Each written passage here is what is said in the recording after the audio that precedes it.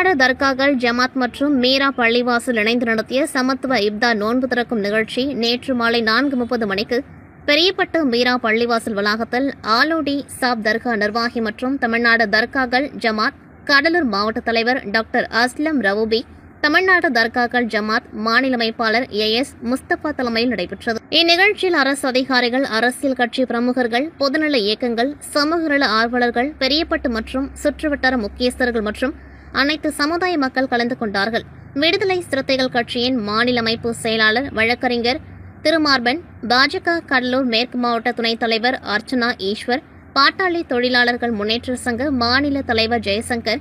கடலூர் மாநகர பொதுநல இயக்கங்களின் கூட்டமைப்பின் ஒருங்கிணைப்பாளர் SNK ரவி, புதுச்சத்திரம் சுகாதார ஆய்வாளர் அன்பரசு, தமிழ்நாடு மீனவர் பேரவை கடலூர் மாவட்ட தலைவர் சுப்பராயன், கடலூர் மாவட்ட மாற்றுத்திறனாளிகள் மற்றும் பாதுகாப்பு நலசங்க தலைவர் சிவ ரவிச்சந்திரன், பாட்டாளி மக்கள் கட்சி கடலூர் மாவட்ட துணை செயலாளர் வேல்முருகன், தேமுதிக பரங்குப்பேட்டை ஒன்றிய செயலாளர் சந்திரகுமார், சமூக ஆர்வலர் ஆனந்தவேல், பெரியப்பட்டு அந்தோணியார் ஆலய கன்னியாஸ்திரிகள் ஆகியோர் கலந்து கொண்டு